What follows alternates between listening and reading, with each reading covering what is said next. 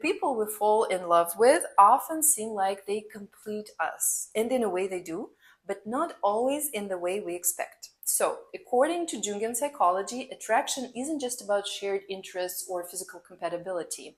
It's also about projection. In the early stages of love, we project our ideal self, or our anima or animus, onto our partner. They become canvas for our unconscious needs, for our longings, and over time, the magic fades and the triggers begin. We say, why are they like this? Why do they do that thing that drives me crazy? Why am I so reactive to this person? I adored them. This is where things get interesting and hard and transformative. If we know how to work with it, of course. So, what is the turning point in that journey from romance to resentment? Relationships often move from projection to disillusionment.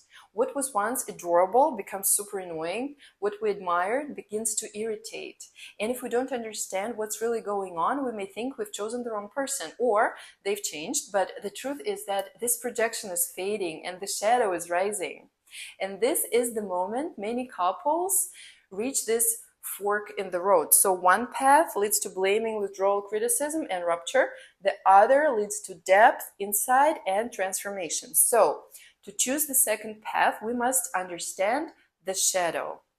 What is the shadow? So the shadow is a core concept in Jungian psychology. It refers to the parts of ourselves that we disown, deny, or repress. So these aspects often stem from early life experiences, moments when we were told we were too much, not enough, or not acceptable. So we, of course, had to survive, so we adapted and we learned to show a version of ourselves that fits in, that was loved and praised, and the rest we pushed it underground or put it in the closet. But those rejected parts did not disappear, they became the shadow, and it doesn't stay quiet forever. It shows up in our dreams, our triggers, our projections, and most powerfully in our intimate relationships. So if your partner's anger enrages you, it might be your own suppressed anger.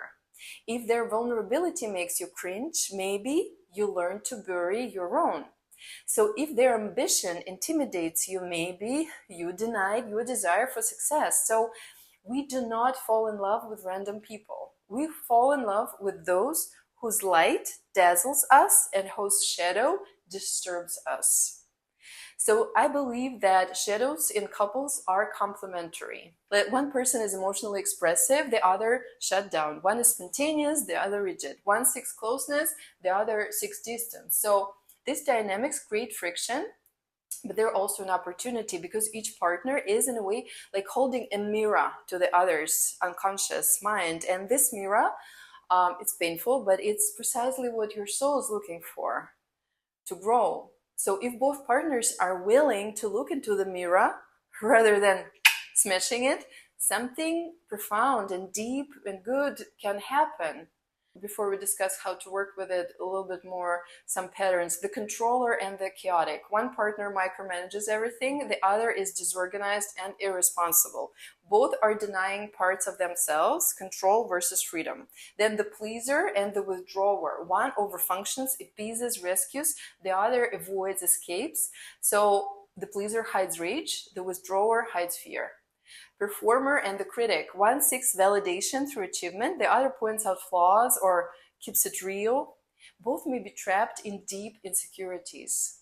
So these dynamics are not accidents, they're soul invitations, but of course only if we learn how to accept them. What can we do in therapy with partners who are willing to do the shadow work? So shadow triggered couples often seek therapy at breaking points.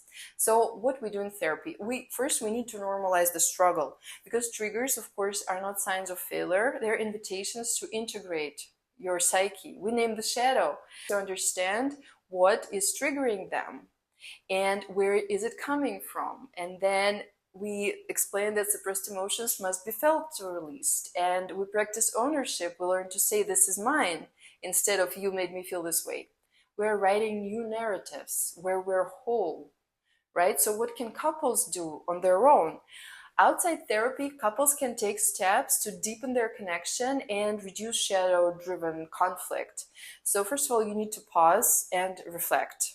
Instead of reacting, ask, What am I really feeling? When have I felt this before? Journal your triggers.